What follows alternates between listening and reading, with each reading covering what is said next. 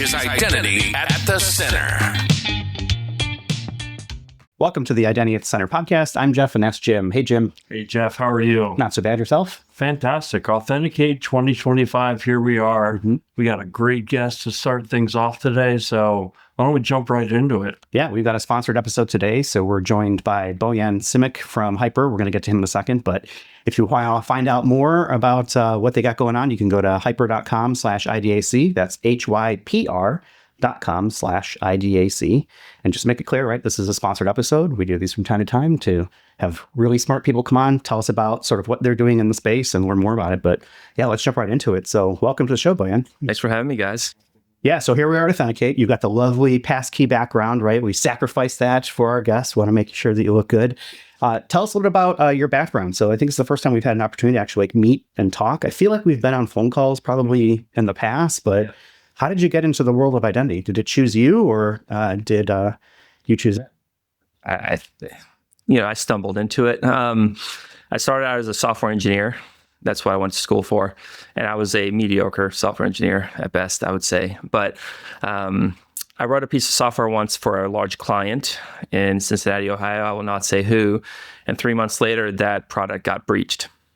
And so that was my first foray into cybersecurity. And then once I got into cybersecurity, I grew my career there. It progressed well. And I was running a security team at a financial institution in New York City. And I was like, why is every bad thing that happens here due to an identity-related thing? And so I figured, I should jump headfirst into that. So when we had an opportunity to start this company, that was my first official foray into identity and the vast complexity that it entails. And so it's been an amazing journey over the last 10, 11 years, and looking forward to sharing it more with you all. So for those not familiar with HYPR, what is like the 30 to 60 second elevator pitch when someone says, hey, so HYPR, what's that about? Yeah, look, we believe that users want fast, consistent, and secure identity controls, right? Not relevant to what specific identity provider they have or whatever else. People just want fast, secure, consistent authentication, identity verification, baseline security controls that any user can understand and implement at scale. And rule number one is it's got to work. And so we excel at that. And so we typically really focus on complementing our customers' existing identity investments and solutions to get that best in breed set of controls from an identity verification and authentication perspective. So that's a good first rule. It has to work. That's rule number one. And look, many people in identity kind of really learned that lesson way too late, where identity, the reason why it's so hard, or one of the many reasons identity is so hard, is because it has to work all the time. And especially the authentication system, if it's not working, your customers aren't working. And that is such a key component to any product. So tell me about the name of the company. It's suspiciously devoid of vowels. Yeah. So yeah, a lot of consonants, and it's not because I'm Eastern European. It is because there's a 80s book by Neil Stephenson called Snow Crash. You may have heard about it. And in that book, there is a thing called a HYPR card. And it's this thing that contains a significant amount of knowledge or data and information. And I'm a fan of that book. My co-founder is a fan of that book. So that's how we got here today. That's a cool little Easter egg. I love finding out. Very cool Easter egg. So we're here at Authenticate 2025, and you guys have a booth out there. What's been sort of like the buzz? Like, what's the feeling? Like, what is the sort of, word on the street, so to speak? It's interesting. Everybody that comes to Authenticate is laser focused on passkeys, which we have here. Everybody really wants to understand, how do they deploy this stuff at scale? I think for the most part, most organizations now are like on the passkey train. They're just trying to figure out, like, how do I go fast? And so many of these companies, to use the train analogy, are still kind of like in the, shoveling coal into the steam engine type of thing. And they want the bullet train. So people are here trying to figure out what is the best way to do that, and in a way that's as low risk as possible to their careers. And then the second thing is agentic AI is sweeping a lot of board level conversations right now. And so there's a lot of smart people here trying to figure out how do we securely authenticate these agents and these things? And what roles do passkey and decentralized credentials play into that? Because I think we all know that, agents should not be using passwords. Yeah. There's a lot of major themes going on in this conference. One of them is continuous identity, doing things in a continuous manner. And when we got prepared for this show, you and I were talking about, like, let's educate people on something that is a big trend in the industry. And you talked about know your employee. That's the big trend, but also doing it in a continuous manner. So you're already on this train. Can you talk a little bit about what that's all about? Yeah, look, the reality is since the pandemic, pretty much every organization has a significant chunk of their workforce that is remote. And that's just the reality. That's not going to change anytime soon. There's the big banks of the world that are now saying you have to come in 5 days a week, but most of those people just show up in the morning, tap their badge, and then go home. So they're still remote. So yeah. So it's becoming increasingly important to continuously verify individuals. And this is particularly important on the enterprise side, where you have so many different personas working at any given organization. So if you have a 10,000 person company, you got a couple thousand contractors, you have 3,000 or 4,000 people who work remote, you have individuals who are frontline workers, and you have to figure out, like, what is the identity story across all those personas, and that's not always easy. So being able to continuously verify people, both from a credential and authentication perspective, as well as an identity verification perspective, is critical, because we've seen recently a lot of instances where individuals are outsourcing their jobs. So if you go on Reddit, there's a overemployed subreddit, right, where people are like talking about how they're juggling 3, 4, 5 different jobs at a time. There's also now nation state efforts, like with North Korea, where they have entire groups organized and basically set up to do jobs on behalf of U.S. employees.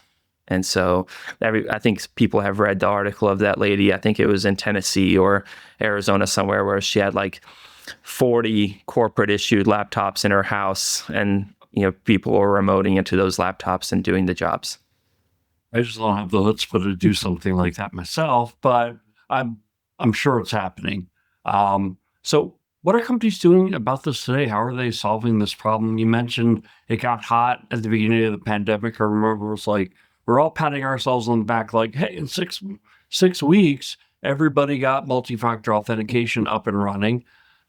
Is that what they're doing? Was that the last chapter of that book? Well, it was like, typically before the pandemic, it was like you get a job at a company, you start on day one, you get verified, you get issued an MFA credential, and then that's it. Like, that MFA credential is you for the rest of your career there, right? And so that's no longer the feasible way of doing identity security at the employee level anymore. Now, you have to be able to continuously verify people to make sure that the person sitting behind that laptop is the person who's supposed to be sitting behind that laptop, and the person who has access to the MFA credential is the right person who should have access to the MFA credential. Right? There's so many instances now of individuals like sharing their MFA with others, right, or issuing new MFA credentials to them. And so this concept of you have like a seesaw type of thing, where you have to have a strong MFA credential. I think that's what Passkeys and the FIDO Alliance have been working really hard towards, and vendors like us, to make sure that thing is not phishable and all that. But then you also have to make sure that credential is being used by the right person at all times. So that's where the identity verification piece is similarly important. And so now what we're seeing companies starting to do is things like, hey, if you're a contractor or a remote employee at our company, you have to go through identity verification at certain increments, every 3 months, 6 months, or maybe if the level of risk justifies it. And this is the exciting part for me, because we're finally starting to see the convergence of identity and security. When we started HYPR 10 years ago, I would ask the identity teams, like, where do you report into? And only about 10% of the time would they say they report into security. Now it's like more than half the time. So it's really fascinating to see how that's evolving. Yeah, I definitely want to jump into that. One of the things that comes to mind is this kind of saying that's become popular, which is hackers don't break in, they log in. But it's so true when you're talking about something like this, right? And I also think of the scatter spider example that happened recently where it's like the same old stuff, call the help desk and social engineer your way in. I mean, is that why this old paradigm is failing? Yeah, it's so dirt simple too. A couple of the big casinos had breaches related to Scattered Spider recently, and I had an opportunity to listen to one of those phone calls. It was nothing sophisticated, right? It was like, hey, this is Bill. I can't log in. Help me out here. And the hackers don't have to be extremely smart, right? The way that they do these things is pretty simple. So they call up the help desk. They say, hey, it's Jeff. I forgot my password, or I'm locked out. And they say, okay, Jeff, what's your manager's name and the date that you started? And the hacker's like, oh, damn, I don't know. So they hang up. Then they call up Jeff and they're like, hey, Jeff, this is your IT team. We're just doing a routine audit of your security questions. Can you confirm with me the date that you started and your manager's name? You're like, sure, here you go. Hang up, call up the help desk, answer the questions, get access to the account. That is the level of sophistication here. It is not some 0-day Stuxnet like crazy thing here. Like this is like a teenager can execute it. But what's changed in the last couple of years in particular, these attacks are scalable at a level like never heard before. So I was talking to a chief security officer of a large Japanese bank, and he said, I never had to worry about social engineering and scattered spider at my help desk because most hackers speak Chinese, English, Russian. They don't speak Japanese. It's like, but now with AI, they speak fluent Japanese and my help desk can't tell the difference. Mm. So all these companies that are in Latin America, certain countries in Asia, Europe, where hackers typically don't speak those languages because it wasn't necessarily profitable. Now it's open season. It's crazy. It's like the hack is fundamentally simple. Mm-hmm. The answer, though, is you've got to throw some technology at it, right? It's not just, oh, we're going to change our help desk process. You do need some technology behind it. But I think there's also, it's not just that, the defenders are throwing technology at it. The offenders, the attackers, are also throwing technology at it. So the language one is interesting because, it used to be the, Nigerian prince with the poorly worded email. Now it's a well-crafted AI generated thing. There's things for voice now. There's even things for voice that will remove an accent from somebody. Yeah. So, if I have, a thick accent in one language, I can in real time speak my normal cadence, whatever language I'm speaking, and have it be in real time translated into the appropriate language and get rid of all that. I've posted videos on LinkedIn of me speaking Japanese. I don't speak Japanese. And I've sent it to my friends who are Japanese, and they're like, yeah, you sound like you're from here. Perfect. Yeah. Maybe that's a spoiler we can put in here and just make this entire thing in Japanese. Right, yes. Okay, so who's on the hook when something like this happens? I mean, in other words, it seems like it's more than just an information security problem, right? Yeah, it's fascinating. So if we break it down into a couple of areas, if somebody bypasses MFA, it's typically the security team's problem, right? But if somebody calls up the help desk and tricks them into issuing a new credential, all of a sudden that's IT's problem, right? And then if a company interviews an individual and then the person who shows up and is onboarded on the first day is not the person they interviewed, for some reason that's HR's problem. So there's this finger pointing, not just in terms of who has to deal with it, but who has to pay to fix it. And so this is where identity is more complicated than ever, because now you have to have the ability to reach across the aisle and really work with other key stakeholders within your organization to drive this change more than ever. And that's always been the hardest part of identity. And that's why CISOs are so scared of identity. Everybody talks about zero trust and the 5 pillars of zero trust, but conveniently all the CISOs tend to ignore the identity one as much as they possibly can until it hits them where it hurts. Well, identity at the center. Hello. The pay thing is interesting, Angle, because at the end of the day, the company pays. And so you don't want to be in a position where it's like, well, who's paying for the security, right? Is it HR? Is it IT? Is it IT security? Is it a compliance thing? At the end of the day, someone's paying, and guess what? It's going to be the macro company. So how do you articulate that with people that are out there saying, well, it's not my problem, that's your problem? No. It's our problem. We need to fix this issue. Yeah, it's really all about making sure that inside teams can find creative ways to get the project prioritized and paid for, right? And so sometimes they're charging it back to security or to the business. Other times they have to have a broader leadership level discussion.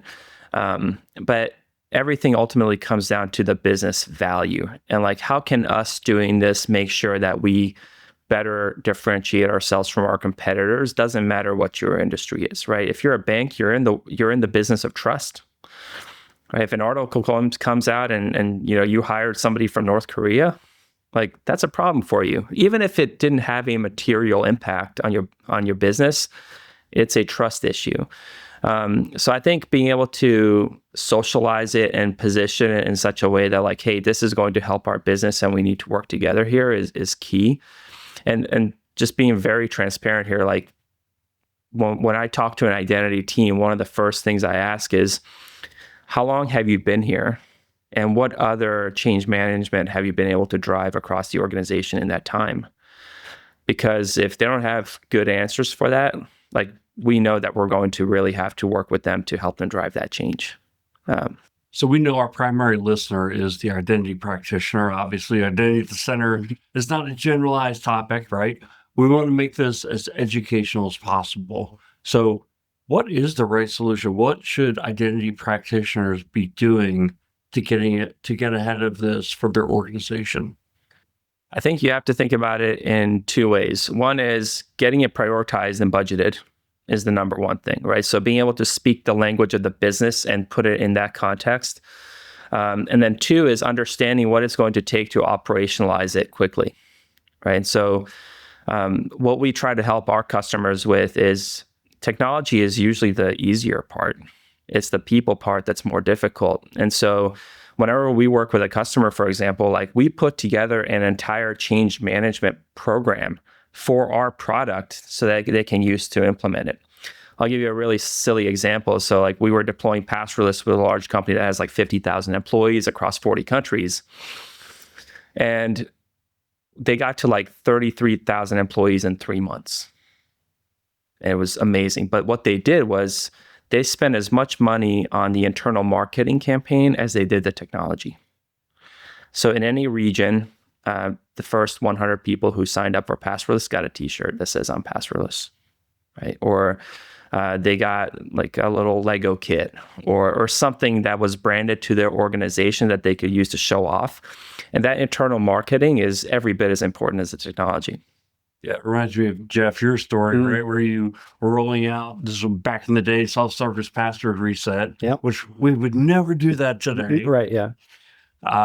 Give away an iPad. Give away an iPad, right? $400 that we spent on iPad drove way more like self-service enrollments. And I like the idea of making it like exclusive, right? So maybe it's like a limited time offer, like the first 100 get something. And when that thing is gone, it's gone. So you create like artificial demand, right, for the thing. Now, the thing has to be cool. I don't know if a t-shirt would get it for me, Bojan, sorry. But, a Lego or something that's like, very unique would be very cool. I like that. Yeah, what this customer did, they gave the country manager, because they were in 40 countries, they gave the country manager an iPad or a drone when they got to like 90% adoption. Oh. And you'd be shocked like what highly paid executives are willing to do for an iPad or a drone. Because they're cool. Yeah. Well, and the thing is, it's like you're spending a lot of money when you roll out any technology to 50,000 people. So that incremental spend on a few iPads and a few Lego boxes, like it's well worth the money. Yeah, and what we've done is we've actually like packaged that into a solution essentially, right? So we provide all the marketing content for you, right? So you don't even have to think about it. We're just like, here you go. Here's what it could look like. Just let us know which of these things would resonate with your workforce the most. And so therefore, like just meeting the customer where they are is critical. How many of your customers take you up on that? Like, is that part of the deal? Say, hey, we were getting a HYPR in, and here's the plan for rollout. Like, do they take that and kind of run with it? I'm sure they probably tweak it a little bit to some degree to fit their organization, but yeah, I mean, we're pretty adamant. Is there a drone involved as part of that? We're pretty adamant about it because that's the main way that we can get success. Like, look, the last thing we ever want to be is shelfware for any customer, and there's way too many security solutions out there that companies will buy and they just sit there and they never get implemented, right? So how do you get an identity product implemented? You get people excited about it, right? And like when we first started this company, we're like, it's passwordless. Everybody's going to want to use it. It's a no-brainer, but that's not the case. The fact is people don't like change, even if it's a positive change. And so you have to drive that change some other way. Yeah, that's a great point. So I think the other thing is like identity practitioners are kind of wired to bring people together. I mean, it's one of the few technologies I think in the enterprise where it's like you touch so much of the business, even though you're doing like IT security. So my question is, what advice would you give for the practitioners? Like, who do they need to be reaching out to and building these alliances, and kind of what is the message that they take along? I mean, leveraging that framework that you talked about. Yeah, in terms of the internal stakeholders, building alignment there, that's key. So if you look at the typical enterprise, right, you have the HR team who's involved in the onboarding process. You typically have a digital workplace folks, right? These are individuals who manage things like, the Windows 11 upgrade and stuff like that, right? And they also tend to have a stranglehold on what goes on the endpoint, right? And then you have obviously the executive level team, where if somebody complains about a change management thing, they're the first ones who are going to go to the CIO or the CEO and say like, what the hell is the identity team doing? Like my users hate this, right? And then you have the help desk, right? Because if people have trouble with the technology, they're going to pick up the phone and call the help desk. And if the help desk is not fully prepared to handle that request, that's going to come your way really fast, and it's not going to be pretty. So building that consensus within your organization of the individuals that are going to need to be a part of this, and starting early. Like especially, some of these teams, they have, 3-month change windows. So if you want to get something done in the next 6 months, if you're not talking to them 6 months ahead, like it's not going to happen, or giving them the heads up. So I think building that consensus early and often is key. And you can't just show up at the last minute and say like, hey, can you do this for me? Like that's not how it works. Jeff and I, during our day job, we worked with the clients implementing identity solutions. I think one of the things that we've seen for a long time and is still around today is identity sprawl. And so I wanted to get from you, like, kind of what does that mean to you and why is that a problem? This is one of my pet peeves of the identity industry is like when I talk to identity teams, they tend to tell me like, we are working on foundational things right now. And so we're going to take our 5 IDPs and we're going to consolidate it into one. And then everything is going to be great. And then what happens? They get 20% of the way there, and then they acquire another company that has 3 more IDPs. And then they're like, oh, now we got to start all over again. So then they start planning and so on and so forth.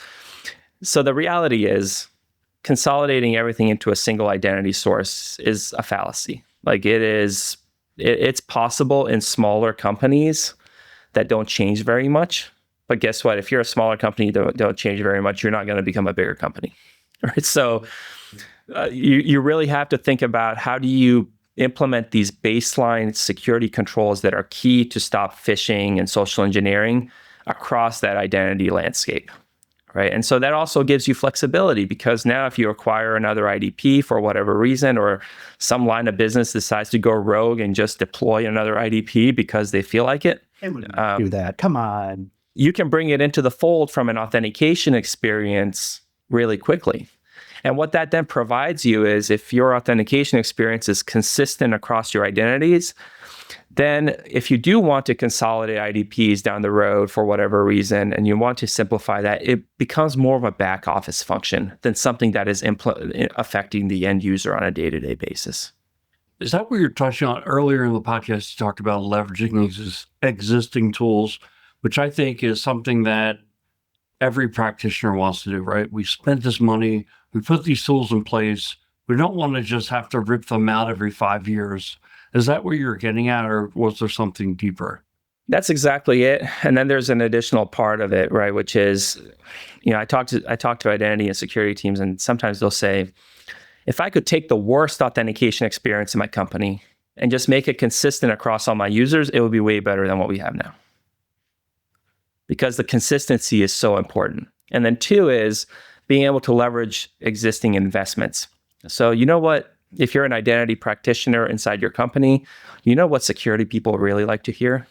They like it when you go to them, you say, hey, you guys just spent millions of dollars on CrowdStrike. This identity thing I'm doing over here can talk to CrowdStrike really well. And I can actually take the data from the tool that you just spent a lot of money and put your career on the line investing in, and I can get you more value from it. That's the language that security teams speak, and that's what they like to hear instead of coming in and saying, here's what we're going to do, and here's how it's going to impose this change management, and here's like what you have to do in order to make my project work. All right, so it's a give and take. So let me flip that. I think a lot of people, it resonates, right, to say, okay, let's get the most we can out of the tools we have. But at some point, those tools are not good enough anymore. How do you know when that is the case? Like, when is it time to move on and say, okay, we got X number of years out of this thing, and it's time to move on? Like, how do you have that conversation? How do you recognize that?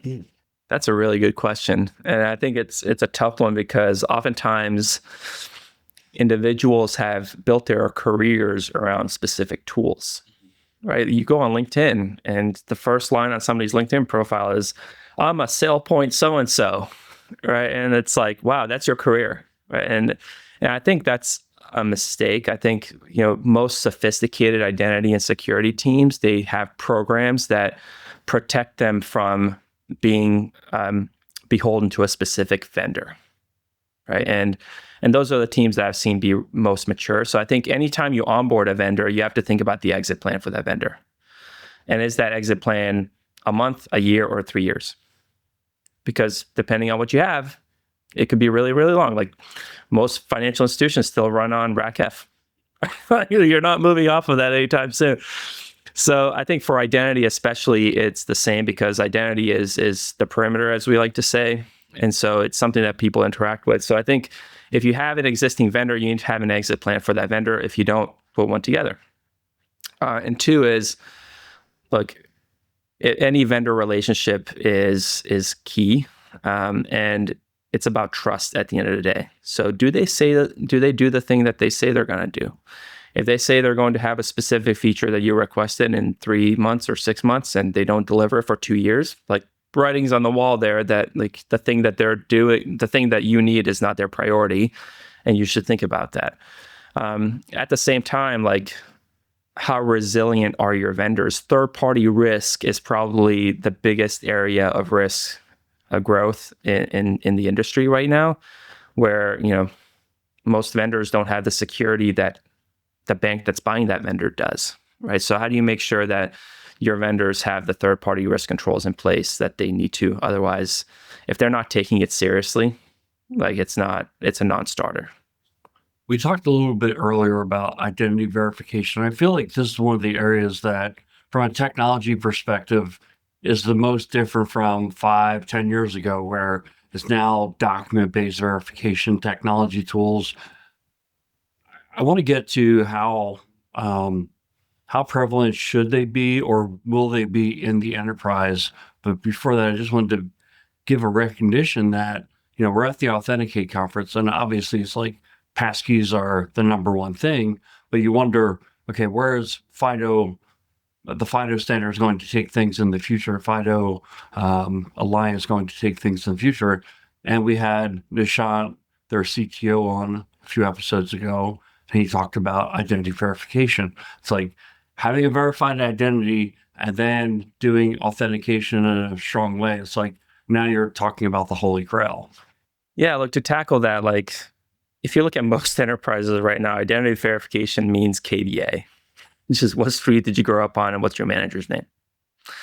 And I think we all know that that's not acceptable anymore. Right now, on the consumer side of things, identity verification has been much more mature recently, especially since the pandemic started, where if you're signing up for an Uber account or something now, or a Lime scooter app, like you have to scan your driver's license or a document, right? And so the issue is the document verification piece for identity verification doesn't really translate as much to the workforce.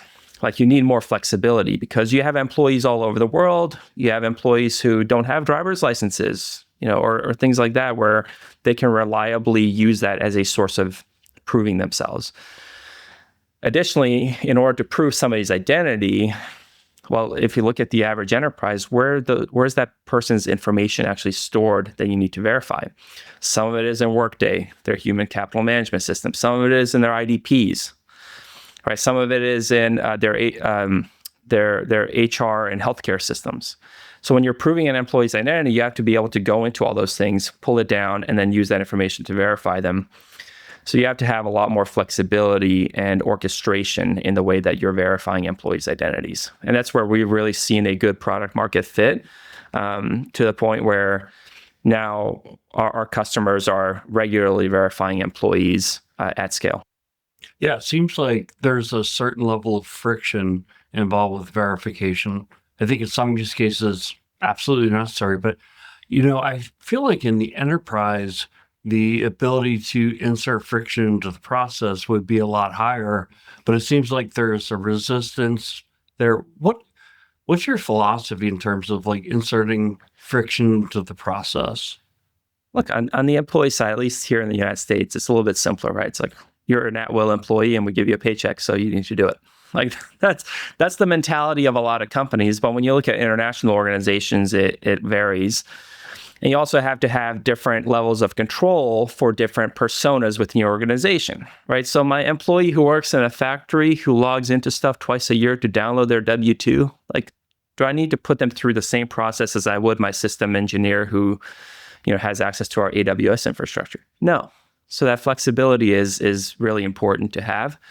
And then this is where identity teams working with the legal department to really help them have an understanding of these processes is important, because if you are doing something like a biometric match or a document scan as part of that verification process, your more privacy conscious employees will write a letter to HR or to legal and say, WTF is this? And they need to have a prepared set of answers, right? Or tackle those up front. And so this is where another reason that identity has to work with internal stakeholders more. Okay, so I'm going to cross my arms here and put my jaded CISO hat on. What is it about HYPR that makes you guys unique in this space, right? Because there's so many different identity tools. There's a lot of overlap. I'm sure you've got competitors out there. What is it that you think that makes HYPR special? So what makes HYPR a little bit different from most identity companies is we started out as a security company. And we started out as a security company 11 years ago when there were very, very few or none identity-focused security companies, right? So we started out in that landscape from the get-go. So what does that mean? That means that we built resiliency, trust, controls into the product from the get-go. We built scale into the product from the get-go. We understood that if HYPR's not working, our customers aren't working, right? And then we really focused on the areas where there were massive security gaps. So one of the first things we implemented was what we call desktop MFA, right? Is we realized most companies don't have MFA when they're logging into their endpoints. Let's build that. Let's provide that to the security teams, and many banks purchase that and use it today. The other thing that we did which was very differentiating, was we built our identity verification capability focused for the workforce, right? So we noticed we were talking to, this was like 5 years ago, we were talking to some of the Swiss banks. We're like, what do you do if somebody forgets a password? And they had this system where you could go to any two people in your company and they could request a part of your password for you. And then they can give you, your password in those multiple parts. And it's all tracked through an accountability system. So we built a vouching system into our identity verification product where other people you work with could vouch for you over a video chat, and then you could automatically be issued a new credential. Right? So we took these best practices that were being implemented ad hoc or manually in the real world at some of the most sophisticated organizations and brought them to every business. And so we're not an IDP as a company. We don't try to be. We think that is a well-commoditized space. We really try to fit into our customers' existing ecosystems and bring them best-in-breed controls such as passwordless identity verification for their employees, orchestration between their security tools and their identity tools that they typically don't have, so they can fill those key gaps. So what does it take to set this up then? Is this, let's say I've got a primary IDP already, right? Microsoft, Ping, Okta, et cetera, right? What does it take for me as a IAM administrator to set up HYPR? You log in, you choose which identity tools you have. So you choose Okta, Entra, Ping, and you provide authentication credentials to those APIs. And then we pull it all in, and then we enable these capabilities for users. So if you're like an Okta or Entra customer, you can have users up and running with HYPR in 15 minutes. That's pretty fast. Yep. How do people measure success with this? So it's kind of one of those things like, okay, well, I logged in, great. Like that's the expected result. What is a way that your customers have found to measure to say, okay, yeah, we are getting what we're paying for from HYPR? Yeah, we help them track. So we have this identity assurance score essentially within our product where you can see the value you're getting from it in real time, right? So we can show you like, here's how many of your authentications that people are doing today are phishing resistant, and here's how many are vulnerable to phishing. Here's how much money you're saving on credential resets because people are no longer calling the help desk. Here's how much money you're saving in productivity because your employees aren't locked out because they typed in a password wrong too many times that morning. So having these hard metrics that people can like share with their broader business is key, because that's how ultimately they justify the investment. And look, we like to start with our customers smaller. So we're like, let us prove our value to you, and then we'll grow together. So you mentioned a few things to me that I just jotted notes down as we were preparing. And one that jumped off the page to me was never leave users stranded. I thought that was so cool. What does it mean? So picture this, you're on vacation with your family, right? And you lose your phone. And your phone has your MFA on it. And just, you really need to take care of an email or send some report. And you're like, oh man, I can't get in. So you don't have your phone, you have your laptop, but you need MFA to access things. What do? Right? And so you call up the help desk and you say, hey, I know we have corporate issued phones, but my wife has her phone. Can I get the MFA on her phone? And I said, no, you can't do that. And so employees have to go through so many hoops to prove that they are who they say they are. And lots of times they don't have the things available to them to prove that. So what we built is a orchestration layer for identity verification where in the worst case, you can always get through, right? So if you don't have your phone number and you can't do OTP, that's okay. You can do something else. If you're if you're not in the right location, it's okay. You can do something else. If you can't scan your driver's license, that's fine. Maybe you lost maybe like my phone has my driver's license on the back of it. If I lose my phone, it's over. So, then what can you do? We can use any browser at any hotel kiosk to put you on a video chat with your manager or somebody you work with who can vouch for you. Right. And so always having a way for an employee to get through and never leaving them stranded is so key, because us identity people, we love to get hung up on the edge cases. Right? Yeah. And so being able to always have a way through is so important. But it's not going to work this 1% of the time. So we got to hold everything up. Come on. Well, and that tags along with the next one that I took note of, which was you talked about it being authentication being a tier 0 capability. In other words, how many nines do you have? It has to be up all the time. All the nines. Leave people stranded. You can't have it work well, everything except Sunday night at 2 a.m. It's just got to work. Yeah. And that's where the resiliency piece comes into play so much, right? It's like, does this thing work across multiple regions, multiple availability zones? How does it fall back? Like the word disaster recovery in most companies or most vendors is a tabletop exercise at best. And so how do you actually practice what you preach? And that part is so key. And being able to prove that at scale is important. So like many of the top banks in the country use us, and they have hundreds of thousands of employees. And so if we're not working, they're not approving loans. They're not, opening checking accounts. They're not doing anything. And that has a fundamental impact on our economy. So step number one is making sure that you're at peace with that, and that's the reality. And then two is making sure it's part of your roadmap. And three is making sure that every employee truly understands the criticality of that.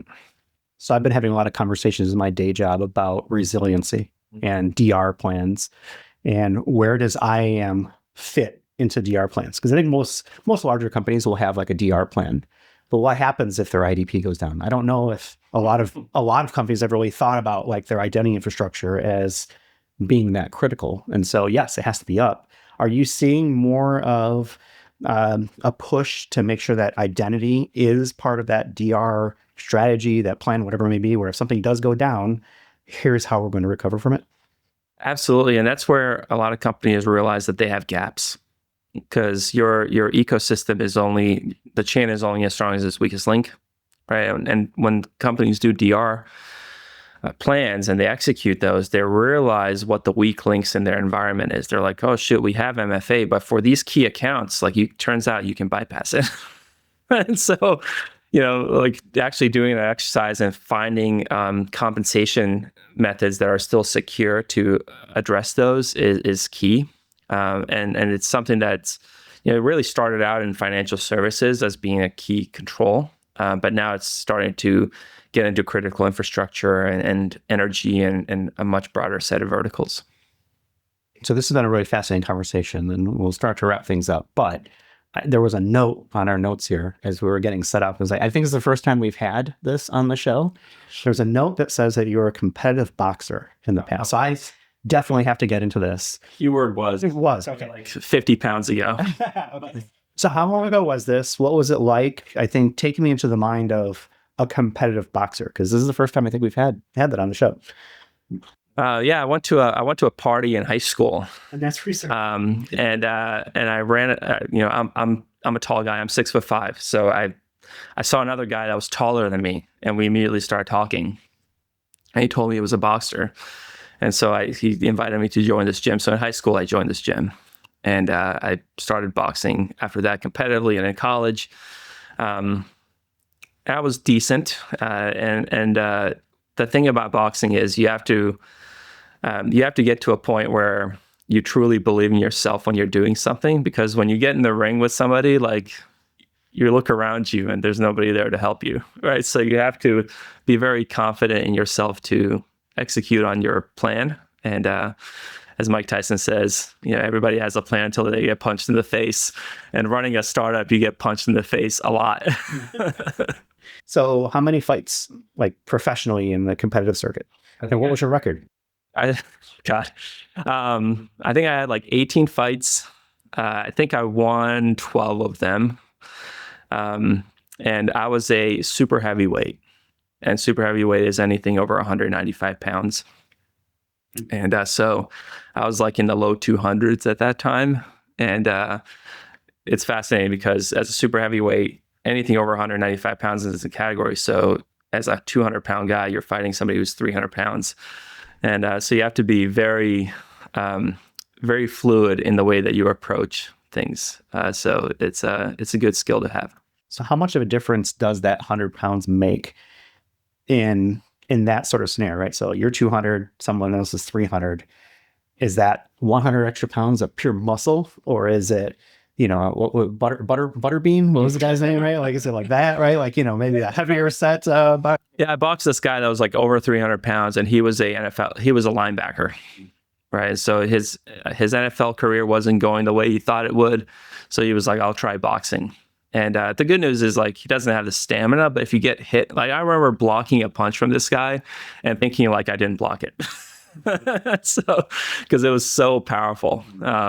And so for me, I think it depends. Like, the bigger guys don't have as much energy. So if you can survive the first 2 rounds, like, you're good to go, but you got to survive. Yeah. It's a workout, right? Just to get out there for a couple months. I remember I used to do Taekwondo a very long time ago, and I would, do some light competitive stuff. And man, you'd be gassed after just a couple of rounds. Oh, yeah. The hardest part of boxing or any sport like that is I forget, I don't know what the technical term for it, but my coach called it like being able to see punches coming. And so this whole concept of when somebody's trying to hit you in the face, like not freaking out or not holding your breath when that happens, because when you hold your breath, your muscles get tired really fast. So seeing punches coming at your face and being able to breathe through that process is the trick. I mean, that's like a physiological response, right? So, oh, here it comes. You're tensing up. Yeah. It's like being in a car accident. Yeah. And they talked about how like people who are drunk and they're in a car accident, they don't break as many bones. Because they're relaxed. Yeah. So, all right, last question. What is the hardest that you've ever been hit? Like, do you remember something that stood out? Like, oh my God, like you mentioned the block where you felt like you didn't block it. Like, is there something like that? So one thing, I was an average boxer, but the one thing I was very proud of is I never been knocked out. In 8 years of boxing, I never got knocked out. So the closest I've gotten... Don't try now, folks who are listening. Don't walk up to Bojan and say, okay, let's do this. The closest I've gotten is I was fighting this guy who was boxing for the Navy. And I don't remember actually being hit. So he hit me in my temple and I dropped down to one knee. And I got the standing A count and I came back, but I don't remember it actually happening. I just remember my coach being like, yeah, you got knocked down but you didn't like fall over. So you're just like stunned, I guess. I mean, yeah, just like but I finished the fight. Temporary so amnesia. So you're also married with kids. Yeah. So was the boxing career, was there overlap? Because I know that most wives would be like, done. This is not happening. Go be a CEO of a technology company if you want. Yeah, look, I realized a while ago that I was not cut out to be a professional boxer for the long term. And, I knew it because like I had already had a career in software development and a degree in computer science and a job after college. And I was still trying to box. And I was just like, I'm just not in the right headspace for this. And so I had to, plus my boss got tired of me showing up to meetings with my face all busted up. Like a fight show, like what's going on here? Oh, that's great. Well, thanks for being here, spending the time with us today. That story at the end was probably worth the price of admission. I'd encourage everybody to go out to the website hyper.com. That's HYPR.com/IDAC. There's going to be some unique stuff out there. So make sure you hit that URL specifically. And anything else, Jeff? No, man, you were taking it away. It was great. You mentioned the website, idacpodcast.com. And our YouTube channel, Yep. idacpodcast.tv. Yeah, like and subscribe, and that helps us get great guests like Bojan. So thanks for being here, being part of this. And we'll go ahead and wrap it up for this week. Thanks. Thank you guys for having me. Yeah, thanks for being part of this. Thanks for watching and or listening. And we'll talk with y'all in the next one. You've been listening to Identity at the Center. We hope you've enjoyed the show. Make sure to like, rate, and review. And we'll be back soon. But in the meantime, hit the website at identityatthecenter.com. See you next time on Identity at the Center.